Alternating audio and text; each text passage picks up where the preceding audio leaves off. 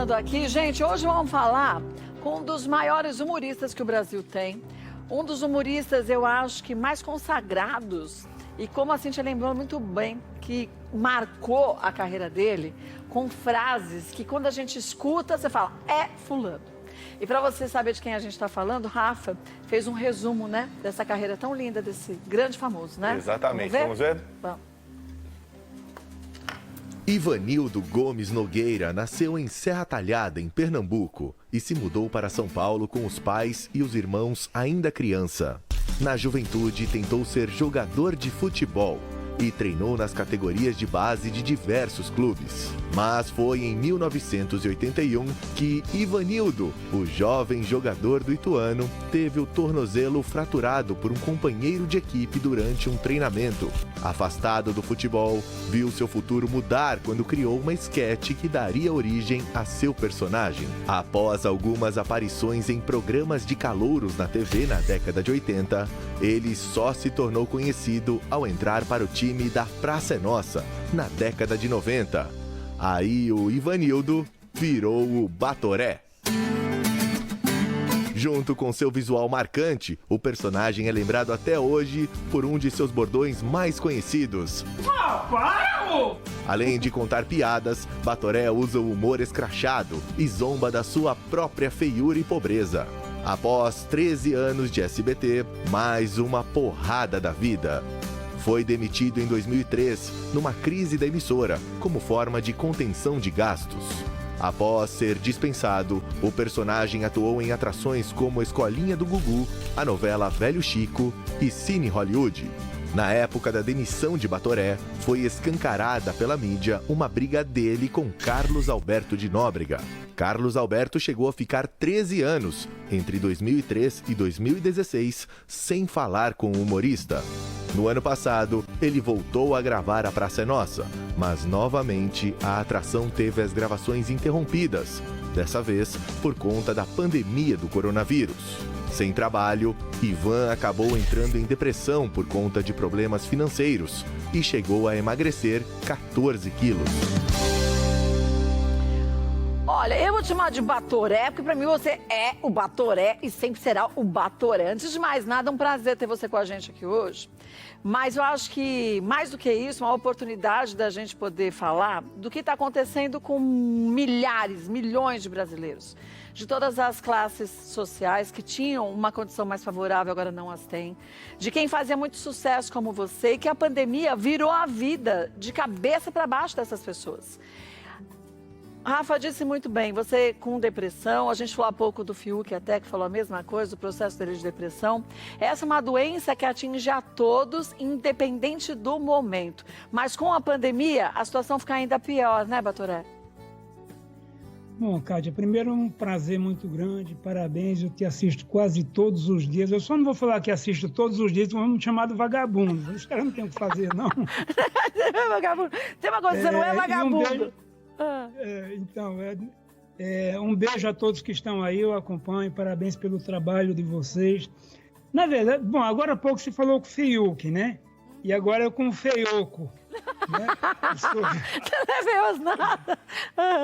E eu não me acho feio, eu não sou feio, eu sou diferente, é que eu sou muito diferente, entendeu? Você então, é exótico. É isso. Né? Exótico. Então, Kátia, na verdade é o seguinte, eu sempre falei que pobre não morre de depressão. Hoje eu falo diferente, pobre morre de depressão, mas ele não sabe que é depressão. Não tem o diagnóstico. Ih, caiu. Travou. E Batoré falou uma coisa certa. Muitas pessoas têm depressão, mas não tiveram nem o diagnóstico, nem sabem que tem a doença, né? Exatamente, não conseguem nem chegar a essa conclusão, né? Às vezes não tem acesso a um médico, a um especialista, alguém para justamente diagnosticar essa depressão. Ainda mais na pandemia, que a gente está todo mundo do avesso, né? Exatamente. Quer dizer, tudo aquilo que você sentia agora é muito mais intenso.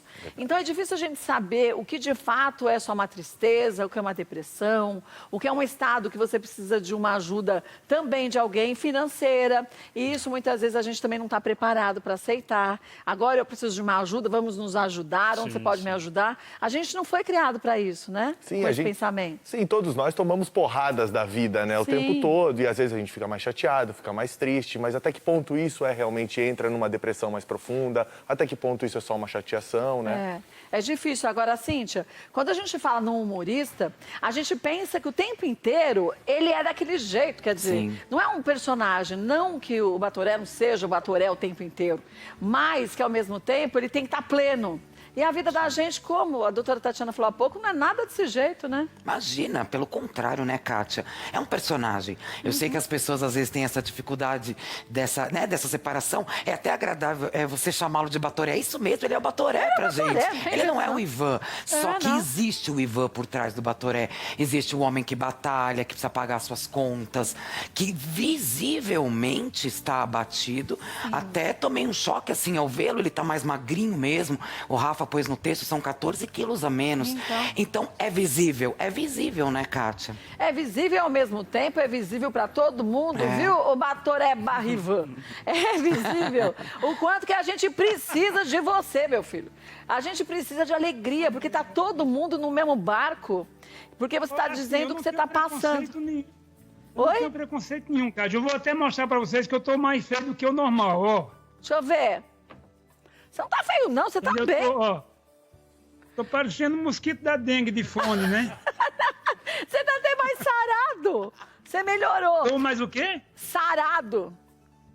Sarado? Tô sarando ainda. Tá sarando. Agora, você falou da condição, e a gente sabe que a condição financeira, para quem vive de arte e quem, como aconteceu com você, teve que ser dispensado do programa, porque o programa também, nem o Carlos Alberto poderia fazer, também o Carlos também ficou deprimido, que não pôde fazer por praticamente quase um ano o programa. Como você tem literalmente se virado nesse momento? Assim, ó, na verdade, quando eu voltei para a praça, eles não tinham dinheiro para me contratar, né? Que tá com dificuldade. O SBT é uma casa maravilhosa, é a melhor casa que eu trabalhei, não tem outra casa melhor. Eu ouço muito falar bem da Band, né? A gente vê a liberdade que vocês têm, né? E você é exemplo disso. Mas quando eu voltei, não tinha dinheiro para me contratar, então fizemos um trato de cachê, baixo, inclusive, mas que depois das férias eu seria contratado. E aí eu não sei, por cargas d'água, antes de acabar as férias, que já estava na pandemia, aí eu recebi a ligação que eu não iria gravar mais. Até aí normal, porque a gente continuava fazendo show e tal. E eu achava que a gente ia voltar logo. Né? Mas aí nos proibiram de trabalhar. Essa foi a minha questão. Não foi simplesmente pela pandemia. Foi porque o meu finado pai me ensinava o seguinte, que um homem sem trabalho é um homem sem dignidade. E aí começou a chegar boletos. E eu falei, vou usar o boleto como travesseiro. Eu já estou dormindo sentado, para você ter uma ideia de tanto boleto que tem. Né? Mas aí tem a questão de pensão, que eu sou divorciado, né? Eu tenho 2 filhos, um casal, né? E a Alexandra e o Ivanzinho, que é o meu melhor amigo, tem 14 anos. Então tem a questão da pensão. E a pensão para mim, Kátia, não é uma questão de obrigação, como muitos pais que eu conheço. É uma coisa sagrada, porque é um cuidado com os filhos, entendeu? E isso me deu um desespero muito grande, porque eu comecei a imaginar meus filhos quererem comer e não ter o que comer. Eu, para ser sincero com você, eu cheguei a pensar em fazer besteira, mas muito consciente. Entendeu? Eu estava prestes a ir atrás da pessoa que determinou a gente parar de trabalhar. Eu sei que eu ia, talvez até morrer, mas ele ia para o inferno. Mas